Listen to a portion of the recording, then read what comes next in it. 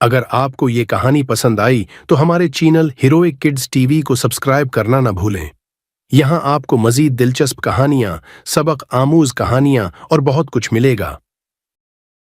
एक दफा का जिक्र है कि एक घना जंगल था जहां बहुत से जानवरों का बसीरा था। इस जंगल में कई किस्म के जानवर होते थे, लेकिन सबसे अजीम जानवर हाथी था। हाथी का नाम मूतू था और उसका कद और वजन इतना ज्यादा था कि जब वो चलती थी तो जमीन हिला करती थी। मूतू बहुत ही प्यारी थी, लेकिन अपने वजन के बारे में ज्यादा खुश नहीं थी। मूतू हमेशा जंगल के रास्ते पर रहती थी, लेकिन एक दिन उसका पांव एक छोटे से चूहे पर चला गया।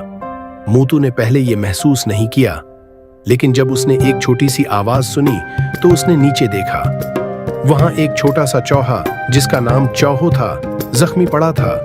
मूतू ने फौरन अपना पांव उठाया और चौहो से माफी मांगी।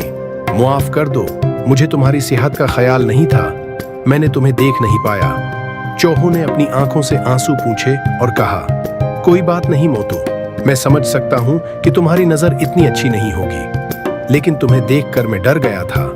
मोतू ने मुस्कुराते हुए कहा, तुम फिक्र न करो, मैं तुम्हें नुकसान पहुंचाने का कभी इरादा नहीं रखती। चलो, मैं तुम्हारी मदद करती हूँ। मोतू ने चूहों को अपनी सौंड से उठा लिया और उसे एक नर्म घास के बस्तर पर लिटा दिया। फिर उसने चूहों की मरहम पट्टी की और उसके लिए खाने का इंतजाम किया। इस दिन के बाद मोतू और चूहों के दरमियान एक मजबूत दोस्ती हो गई। मोतू हमेशा चूहों का ख्याल रखती थी और चूहो हमेशा मोतू के साथ खेलता रहता था। चूहों और मोतू की दोस्ती के बाद कहानी में एक नया मोड़ आया। चंद दिनों बाद जंगल में एक बड़ा सा तूफान आया जिसने हर तरफ तबाही मचा दी। दरख्त जड़ों से अखड़ गए, नदियां अबलने लगे और जानवरों के घर तबाह हो गए। सब जानवर अपनी जान बचाने के लिए इधर उधर भागने लगे। मोतू और चूहो भी तूफान से बचने के लिए एक महफूज जगह की तलाश में थे। तूफान के दौरान मोतू का पांव एक बड़े पत्थर के नीचे फंस गया और वो हल नहीं पा रही थी। चूहों ने मोतू की मदद करने की पूरी कोशिश की, लेकिन वो अकेला था और मोतू का वजन बहुत ज्यादा था। चूहों ने हिम्मत न हारी और फौरन अपने दूसरे चूहे दोस्तों को मदद के लिए बुलाया।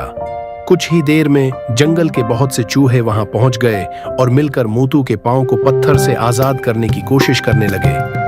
उन्होंने अपनी छोटी छोटी टांगों और तेज दांतों से पत्थर को काटना शुरू किया। चूहे मिलकर दिन रात काम करते रहे और आखिरकार वो पत्थर को काटने में कामयाब हो गए।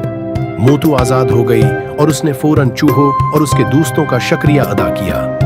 तूफान के बाद जंगल के तमाम जानवरों ने मिलकर नए घरों की तामीर की और जंगल को दोबारा आबाद किया। मोतू ने चूहों और उसके दोस्तों की मदद से सबके लिए नए घर बनवाए और उनके लिए खाना फराहम किया। इस कहानी से हमें यह सबक मिलता है कि दोस्ती और ताउन की ताकत से हम बड़े से बड़े मसाइल को हल कर सकते हैं। चूहे जैसे छोटे जानवर भी अपनी मेहनत और इत्तेहाद से बड़े कारनामे अंजाम दे सकते हैं। उसके अलावा हमें ये भी सिखाता है कि हमें हमेशा एक दूसरे की मदद करनी चाहिए, चाहे हालात कितने ही मुश्किल क्यों ना हों।